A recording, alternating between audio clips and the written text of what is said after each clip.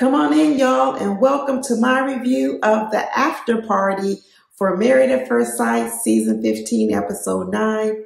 This is for the after party, and at this after party, it was Stacia, and Stacia looked very, very beautiful, y'all. I loved her dress. I loved everything. What an improvement for the first after party she did, where I thought she was going to a board meeting. She actually has really stepped up her game. Also on the episode was not Nate. It was Justin. He looked very good as well. And then they had that comedian actress on there who came last year, Sarah, I think her name is. And I don't know why she's here. You know what? When I saw her, I get a flashback from last year when she came because Alyssa left the show.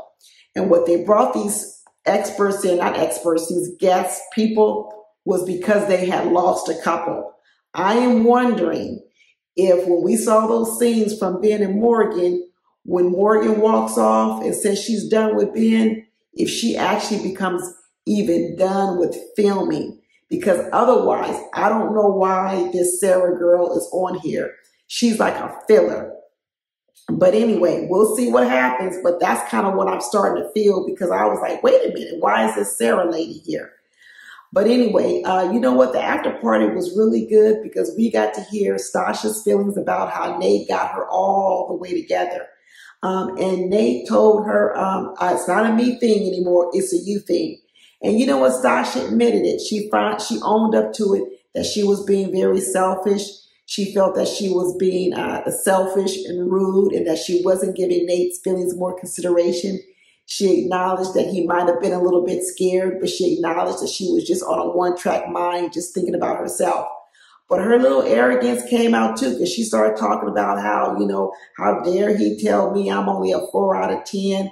And then he said, he is getting a good deal because he gets to move into my house on joint bank accounts and I make more money than him. And I was like, really, Stacia? I thought you was over that type of thinking. But I guess it's not really gone. It was just lying beneath the surface. I sure hope she ain't really thinking about that now anymore. I hope she's changed her ways. It's really weird that, I don't know any woman who would want a man or want her just for her money or her accolades. But then here's Stacia saying, you know what, he got a good deal with these accolades I have, but then not really care that he's really trying to get to know her for her. It's almost as if she's saying, you should just love me for my accolades. Then, wouldn't you want a man to love you for more than your accolades or your money? It was just a weird thing to me with Stacia. I think when Stacia gets scared or anything, she reverts back to her type, which is to lead with her possessions and everything else. That's how she puffs herself up. When she starts to feel insecure, then that's the card she plays. But I was happy to see she owned up to it. I was happy to see that she realized she needed to be more patient. She needed to back away. She needed to not pressure him. She needed to let him do it at his own pace. It wasn't as if he was moving slow. They've only been married for 2 weeks. So to expect him to have to say, I love you in 2 weeks, it's starting to sound like that noise stuff last year. Give the man a little bit of time. Let him do it in his own time. She said that he was saying that he wanted to do it more romantically and have some big romantic moment. And she was saying, I don't need all that. So who knows? Maybe Nate was trying to hold back to have a little bit more drama to it. You got to remember, he didn't get to propose to her. This was Married at First Sight. So maybe he wanted to have a special moment. But Stacia, with her impatience, she was just straight ahead. I talk about it on my video with Nate and Stacia. She was treating this marriage like it was some type of real estate transaction. Talking about she put an offer in on a house and told the sellers, you got to accept the offer within 24 hours. Otherwise, I'm pulling my offer. That's how she was treating Nate. If you don't tell me you love me within this amount of time, I'm pulling myself out this marriage, which is really weird because she's complaining to him that he's not committed. And she started to talk about how she going to back out the marriage because someone doesn't love you in Speedy Gonzalez time frame. It really was ridiculous. But Justice was speaking up on this episode. They were asking him, do you think Alexis was ready for marriage? He was like, absolutely not at all. He was talking about how Alexis was rubbing him the wrong way the whole episode. He wasn't liking nothing she was saying.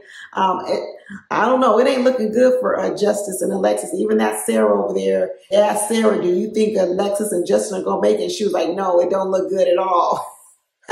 She said yes to stay to Nasha, but to Justin and Alexis, she said no at all. And it's so funny because Nate, it's so funny because Justin didn't feel no way about it. He laughed at it. He said Justin said he and Alexis did have some fun because they were dancing to, some old 80s R&B. He said that was one of the most fun moments they had. They started talking about Nate and how Nate is stuck in his ways.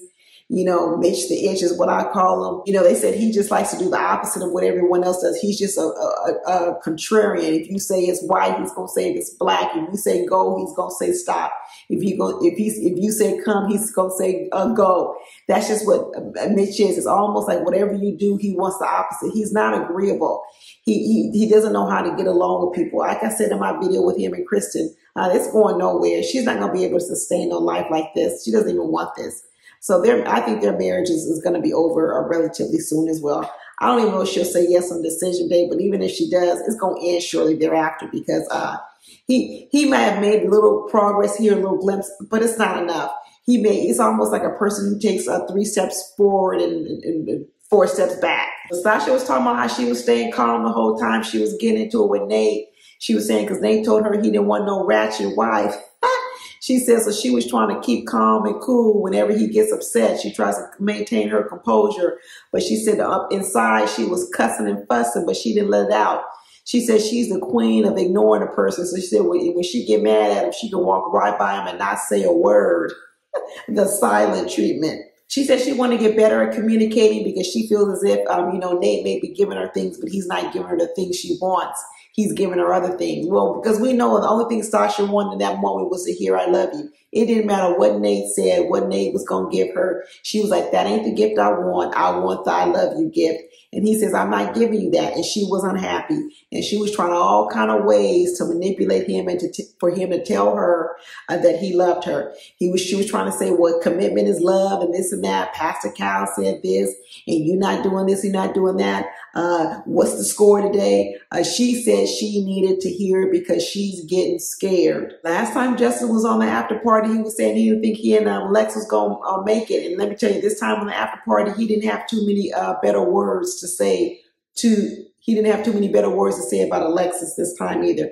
I don't know. It ain't looking good, guys, based on this after party. It ain't looking good for Alexis and Justin. I'm not quite sure they're going to be able to cover. I'm not sure they're going to be able to recover from all this. And I don't even think that Alexis wants to recover. If you watch my video on Alexis and Nate, Alexis is fake and phony. I'm telling you, she's fake and phony. She puts on these airs and acts in front of all these experts. I see how she got selected because she tries to come off as if she's this evolved person in front of the experts. She talks very well, very professionally, like she's got it all together. But then when she actually is in the moment, in the time with Justin, she acts a fool and says the complete opposite. That's why I did that whole video on hypocrisy with her. And this video right here this week, I talk about how fake she is. Make sure you check it out and watch it because I'm showing a couple of other little videos that prove my point. Anyway, that's it, y'all. My voice is going out, so I got to stop talking. Talk to you later. Bye.